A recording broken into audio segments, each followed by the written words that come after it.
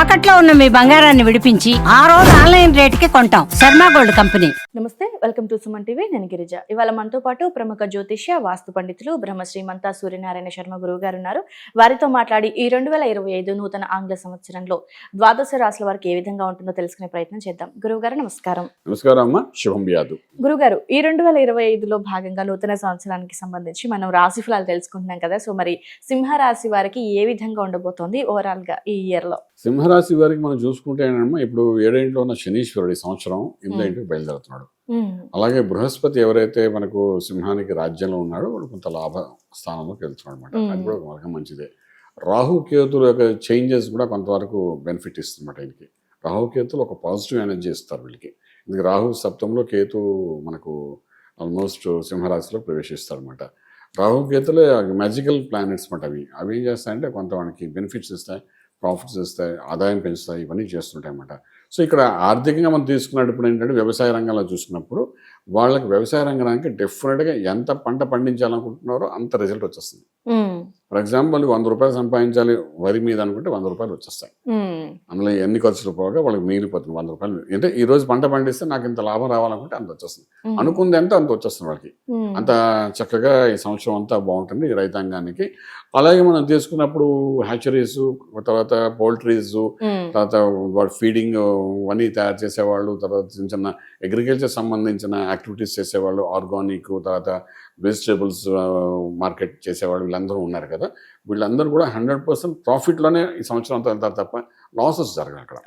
అదైతే మన ఇన్సూరెన్స్ మనం చెప్పడానికి అవకాశం. ఓకే గురుగారు. సో మరి విద్యార్థులకి ముఖ్యంగా మనం చెప్పుకోవాల్సింది, సో విద్యార్థులకు చదువు పరంగా కాంపిటేటివ్ ఎగ్జామ్స్ విషయంలో అండ్ అలాగే విదేశీ చదువులో ఏ విధంగా ఉండబోతోంది? విద్యార్థులకి అంటే తన కోపమే తన శత్రువు అన్నట్టుగా ఏంటంటే కొంచెం షార్ప్ టెంపర్ తగ్గించుకోగలిగితే మాత్రం విద్యార్థులకు మంచి భవిష్యత్తు ఈ సంవత్సరం ఉందని చెప్పడానికి అవకాశం ఉంది. కమ్యూనికేషన్ స్కిల్స్ అంటే ఐటీ రంగం అనుకోండి, టెలికమ్యూనికేషన్స్ లైన్లో అనుకోండి, లేకపోతే డిజిటల్ మార్కెటింగ్లో అనుకోండి, డిజిటల్ అంటే డిఫరెంట్ మార్కెటింగ్ అనుకోండి, మొత్తం మీరు సాఫ్ట్వేర్ లైన్లో అనుకోండి, ఇవన్నీ కమ్యూనికేషన్స్ రిలేటెడ్ ఏదైనా అంటే మీడియా అనుకోండి ఫర్ ఎగ్జాంపుల్, ఈ కమ్యూనికేషన్ లైన్స్లో ఏదైనప్పటికీ కూడా మోస్ట్ సక్సెస్ఫుల్ పర్సన్గా విద్యార్థులు ముందుకు వెళ్ళడానికి అయితే అవకాశం బాగా కనబడుతుంది. అలాగే విద్యార్థులు మీరు ఇంకో విషయం కూడా, విదేశాలు కూడా వెళ్ళి అంటే విదేశాలకు వెళ్ళిన విద్యార్థులకి చక్కటి ఉద్యోగాలు వస్తాయి. అలాగే విదేశాలు వెళ్ళి చదువుకోవాలనుకున్న విద్యార్థులు ఎవరైతే ఉన్నారో వాళ్ళు ఆఫ్టర్ జూలై తర్వాత గట్టి ప్రయత్నాలు చేసుకోగలిగితే మాత్రం మంచి యూనివర్సిటీలో వాళ్ళకి మంచి అవకాశాలు వచ్చే అవకాశం. ఓకే గురుగారు. సో మరి ప్రైవేట్ కానివ్వండి, ప్రభుత్వ రంగంలో కానివ్వండి, ఉద్యోగాలు చేసుకునే వారి పరిస్థితి ఏ విధంగా ఉండబోతుంది? అలాగే స్వయం ఉపాధి వాళ్ళ పరిస్థితి? ప్రైవేట్ రంగంలో వాళ్ళకి, ప్రభుత్వ రంగంలో వాళ్ళకి అందరికీ కూడా లిటిల్ హైప్స్ ఉంటాయి తప్ప పెద్ద చెప్పుకోతే డెవలప్మెంట్స్ అయితే ఉండవండి. హైప్స్ అంటే రెగ్యులర్ గా వచ్చే ప్రమోషన్స్, ఇంక్రిమెంట్స్ అవన్నీ జరుగుతాయి, ఎవరు ఆపడానికి అవకాశం ఉండదు. కానీ లగ్నంలో కేతు ఉన్నాడు అంటే వీళ్ళ యొక్క రాశిలో కేతు వచ్చి ఉంటాడు సెకండ్ హాఫ్ అంటే ఏప్రిల్ తర్వాత మనకు కనబడతాడు. కేతు వచ్చినప్పుడు గణపతి ఆరాధన చేస్తే చిన్న చిన్న చిక్కుముళ్ళు ఏమంటే అవన్నీ బయటపడడానికి అవకాశం ఉంటుంది. దాన్ని అధిగమించి అనుకున్న సక్సెస్ అవ్వడానికి బాగా ప్రైవేట్ రంగం అనుకోండి, పబ్లిక్ సెక్టర్ అనుకోండి, సెంట్రల్ గవర్నమెంట్, స్టేట్ గవర్నమెంట్ ఎవరైనా తీసుకోండి మీరు. హార్డ్వేర్ అంటే సాఫ్ట్వేర్ కాకుండా హార్డ్వేర్ ఇండస్ట్రీస్ కూడా ఉన్నాయి కదా, అందులో కూడా వాళ్ళు యాజ్ యూజువల్ వాళ్ళకి వచ్చే ఇంక్రిమెంట్స్, ప్రమోషన్స్ మాత్రం ఏవి ఆటంకంగా ఉండదు. కానీ వాళ్ళు నిత్యం నేను సింహరాశి వాళ్ళకి చెప్పాలనుకున్నానంటే కేతు యొక్క ఇన్ఫ్లుయెన్స్ వాళ్ళ మీద ఉంటుంది కాబట్టి గణపతి ఆరాధన ఎంత చేసుకోవాలో అంత బాగుంటుంది చెప్పండి. ఓకే గురుగారు. సో మరి ఎందులో గురుగారు రాజకీయంగా ఎస్పెషల్లీ మనం కంపల్సరీ ప్రతి రాశిలో కూడా రాజకీయం అనేది చెప్పుకుంటాం పాయింట్. సో రాజకీయ పరంగా అంటే ఏదైనా మార్పులు చేర్పులు ఉండే అవకాశం ఉందా? అలాగే రియల్ ఎస్టేట్ వారి పరిస్థితి? ఇప్పుడు రాజకీయము, రియల్ ఎస్టేట్ వీళ్ళిద్దరికి కూడా మనకు సంవత్సరం అంతా తీసుకుంటే జనవరి, ఫిబ్రవరి నుండి టేక్ ఆఫ్ బాగుంటుందండి వాళ్ళది. జనవరి మాత్రం కొంచెం టైట్ గా ఉంటుంది వాళ్ళకి. ఫిబ్రవరి, మాఘమాసం నుండి బాగుంటుంది. మళ్ళీ శ్రావణ మాసంలో మంచి ఫలితాలు వస్తాయి వీళ్ళందరికీ. మాఘమాసం, శ్రావణ మాసం అలాగే మనకు చూసుకుని వెళ్తే ఆ 2 నెలల్లో మాత్రం హైయెస్ట్ ప్రాఫిట్స్ లో వీళ్ళు ముందుకు వెళ్ళే అవకాశం ఉంటుంది. అంటే రాజకీయం కూడా మనం ఏంటంటే ఒక బిజినెస్ గా మనం అనుకుంటున్నాం కాబట్టి ఈ జనవరి వదిలేయాలండి. ఫిబ్రవరి, మార్చ్, మళ్ళీ మార్చిలో చిన్న చిన్న ఆటంకాలు కనబడతాయి వీళ్ళకి, రాజకీయ రంగంలో ఉన్న వాళ్ళకి. ఎందుకంటే అక్కడ షష్టగ్రహ కూటమి కూడా ఒకటి జరగబోతుంది. సో దానివల్ల కొంత కొత్త సంవత్సరం రాగానే దానివల్ల కొంత ఇబ్బంది పడే అవకాశం ఉంటుంది. సీట్లు కూడా మారే అంత పరిస్థితి ఏర్పడుతుంది. ఎంత పొజిషన్ ఉన్నా సీట్స్ కొంత చేంజ్ అయ్యే అవకాశం ఉంటుంది. ఇవన్నీ ఉన్నాయి అక్కడ కనబడుతుంది. ఏదైనప్పటికీ రాజకీయాన్ని ఒక వ్యాపారంగా కనుక ఆలోచిస్తే మాత్రము చిన్న డిస్టర్బెన్స్ అయ్యి మళ్ళీ టేక్ ఆఫ్ అయ్యే అవకాశం సంవత్సరం. ఓకే గురుగారు. మరి కోర్టు వివాదాలు, సమస్యలు ఉన్న వాళ్ళ పరిస్థితి ఏ విధంగా ఉండబోతుంది? అలాగే సినిమా రంగం అంటే ఈ రాశికి సంబంధించి సింహరాశిలో ఉన్న వాళ్ళకి మెరుగుపరిచే అవకాశాలు ఏమైనా కనిపిస్తున్నాయా మరి? కోర్టు వ్యవహారాలు మాత్రం out of court way settlement చేసుకుంటేనే చాలా బాగుంటుందండి. సెటిల్మెంట్ రాకపోయినా సెటిల్మెంట్ వచ్చేంత వరకు ఆ మార్గంలోనే ప్రయత్నం చేయాలి తప్ప కోర్టులో నేను ఫైట్ చేస్తాను అనుకుంటే లక్షలు నష్టం అయ్యే అవకాశం అయితే బాగా కనబడుతుంది. ఎందుకంటే ఇప్పుడు యాక్చువల్లీ సంవత్సరం ఆరంభంలోనే కుజుడు స్తంభించి ఉన్నాడు. తర్వాత వాడు మిథునానికి వెళ్తాడు, తర్వాత మళ్ళీ కర్కాటకంకి వస్తాడు. అంటే ఆల్మోస్ట్ సెప్టెంబర్ వరకు మీకు ఏంటంటే మన ఆగస్ట్ సెప్టెంబర్ వరకు కుజుడు మిథునం కర్కాటం ఇక్కడే తిరుగుతుంటాడు. ఆ తిరగడం 2 ప్లేసెస్లోనే ఏంటంటే కర్కాటంలో ఎక్కువ టైం కూర్చుంటాడు వాడు. అది నీచ స్థితి అవుతుంది. అంటే యోగించేవాడు నీచంలో ఉంటాడు సింహరాశి వారికి. అలాంటప్పుడు ఏంటవుతుందంటే ఈ యోగం ఏదో మనకి ఏదో బెనిఫిట్ వచ్చేస్తుంది కోర్టు వల్ల అని అనుకుంటూ మనం ఏదో ఫైట్ చేద్దాం, మనంతా కరెక్ట్గా ఉన్నాం కదా, పర్ఫెక్ట్గా మనం ఉన్నాం, మన మిస్టేక్ లేదు కదా అని చెప్పి మీరు ఏంటంటే ఫైట్ చేయాలని ప్రయత్నం చేస్తారు.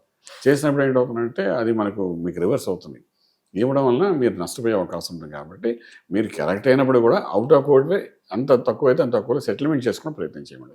చేస్తేనే అది మీకు బాగుంటుంది చెప్పగలుగుతాము. అలాగే మీరు ఇంకొకటి కూడా జైలు వివాదాలు అని కూడా అంటున్నారు కాబట్టి సో ఇవన్నీ కూడా మన చేతిలో ఉంటాయి. కంట్రోలింగ్ అంతా మన చేతిలో ఉంటాయి. అంటే ball is in your court. మీరు అవతల తప్పు కాదా మీరు కరెక్ట్ అనే పాయింట్ మీద మాట్లాడారు, బాల్ మీ కోర్టులో ఉంది. మీరు కరెక్ట్గా అవుట్ ఆఫ్ కోర్ట్ వేలు వెళ్ళగలిగితే మాత్రం మీ సక్సెస్ ఉంటుంది, మీకు మంచి ఫ్యూచర్ కూడా ఉండే అవకాశం ఉంటుంది. ఓకే గురుగారు. సో మరి ఈ సింహరాశి వాళ్ళు అంటే శుభకార్యాలు చేసే అవకాశం ఏమైనా కనిపిస్తుందా రాశి పరంగా? చేస్తారమ్మా, శుభకార్యాల్లో పాల్గొంటారు, చేస్తారు. అలాగే రియల్ ఎస్టేట్ భూమి పూజ చేయడం ఏంటి, గృహప్రవేశం ఏంటి, శంకుస్థాపన ఏంటి, స్థలాలు కొనడం కానీ ట్రేడింగ్ చేయడం ఇవన్నీ చేస్తారు. నష్టము లాభంతో సంబంధం లేదు, బట్ డెఫినెట్లీ వాళ్ళు ఇవన్నీ చేస్తారు. అందులో సక్సెస్ కూడా కొంత కనబడుతుంది. బట్ ఓవరాల్గా ఇయర్ అంతా చూస్తే మాత్రం ఎక్కడో చోట మనకు కొంత నష్టం అయితే కనబడే అవకాశం ఉంది చెప్తాం. ఓకే గురుగారు. సో మరి స్టాక్ మార్కెట్ పరంగా చూసుకుంటే స్టాక్ మార్కెట్లో వర్క్ చేసే వాళ్ళ పరిస్థితి ఎట్లా ఉండబోతుంది? ఇప్పుడు స్టాక్ మార్కెట్ అంటే మనం ఒక్కొక్క యూనిట్స్ ఉంటాయండి. లైక్ ఇప్పుడు పవర్ ప్లాంట్ మీద, సోలార్ సిస్టమ్ మీద, తర్వాత ఫుడ్ ఇండస్ట్రీ మీద, అగ్రికల్చర్ ఇండస్ట్రీ మీద వీళ్ళు ఇన్వెస్ట్మెంట్ ప్లాన్స్ చేసుకుంటూ వెళ్ళచ్చు. చేస్తే బాగుంటుంది. లక్కీ నెంబర్ 1, 3, 9 ఇవి బాగా పనిచేస్తాయి ఈ సంవత్సరం అంతా వాళ్ళకి. సో ఆ రకంగా చేసుకుంటూ వెళ్ళమండి. ఎంతో లాస్ అవ్వకుండా ఎంతో కొంత ప్రాఫిట్లో బయటపడడానికి అవకాశం. ఓకే గురుగారు. సో మరి ఆరోగ్య పరిస్థితి ఏ విధంగా ఉండబోతుంది? ఆరోగ్యం ఏంటంటే వీళ్ళకి ఆల్మోస్ట్ మే, జూన్ తర్వాత నుండి అష్టమ శని ప్రభావం మొదలవుతుంది, సీరియస్గా మొదలవుతుంది. ఈ శనికి రాశివాడికి పడదు.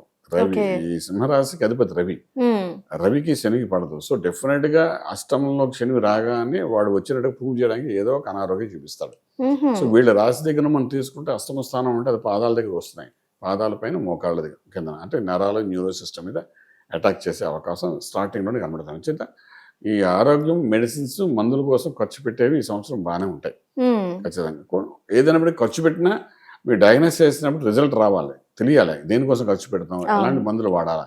ఇవాళ రేపు మెడికల్ ఇన్స్టిట్యూట్స్ ఎలా తయారైపోయాయంటే అంటే ఎవరు తప్పుగా బాగా అనక్కలేదు, మీరు హెల్తీగా ఉన్నారని చెప్తారు, రిపోర్ట్స్ పర్ఫెక్ట్గా వచ్చాయని చెప్తారు, కానీ రోగం ఉన్నవాడు తెలుసు ఎక్కడ మంట ఇబ్బంది ఉంటుంది తెలుసు కదా. సో బట్ ఈ యొక్క ఇష్యూస్ అంటే మనం ఐడెంటిఫై చేయలేకపోతుంది డయాగ్నోస్ చేయడం. బట్ డెఫినెట్గా మందుల కోసం ఈ సంవత్సరం బాగానే ఖర్చు పెడతారు. ఓకే గురుగారు. సో మరి అంటే వీళ్ళకున్న సమస్యల నుండి అలాగే శని కూడా ప్రభావం రాబోతుంది కాబట్టి మరి మంచి పరిహారం ఏదైనా తెలియజేస్తారు? సూర్య ఆరాధన చేయాలమ్మా. సూర్య ఆరాధన ఆరోగ్య పదార్థ సున్నాను మొత్తం కాబట్టి సూర్య ఆరాధన చేయడము, సూర్యోదయం కంటే ఉదయాన్నే లేవడం, సూర్య నమస్కారం చేయమనండి, ఆదిత్య వృజం చదవండి, సూర్య కవచం చదవండి. ఇలా ఏదైనా సూర్య సంబంధమైన ఏం చేసినా రెగ్యులర్ గా ఎక్కువ గోధుమలు తినండి. ఇలా ఏది చేసినా అంటే అన్నం బదులు గోధుమ, ఎక్కువగా గోధుమ అంటే గోధుమ రొట్టెలు ఇవన్నీ తినడం, అది కొంచెం తీసుకోవడం, కొంచెం హెల్త్ పాయింట్ ఆఫ్ చూడడం, ఇవన్నీ మనకు బాగా ఉపయోగపడే అవకాశం ఉంది. అంత మీరు సూర్యోదయం అంటే ఇంకొక పాయింట్ మనం చెప్పు టెక్నికల్గా అంటే సూర్యోదయం నుండి సూర్యాస్తం లోపల మీరు వ్యాపార వ్యవహారాలు చక్క పెట్టుకోండి. అది కూడా చేయడం వల్ల కొంత నష్టాన్ని కంట్రోల్ చేయడానికి అవకాశం ఉంటుంది. చేసుకుంటే బాగుంటుంది. ఓకే గురుగారు. సో సింహరాశికి సంబంధించి విద్యార్థుల దగ్గర నుంచి వ్యవసాయదారుల నుంచి మొదలుకొని వాళ్ళ ఆరోగ్య పరిస్థితి పరిహారం దాకా కూడా గురుగారు చాలా చక్కగా తెలియజేశారు. ధన్యవాదాలు. శుభం వ్యాధి.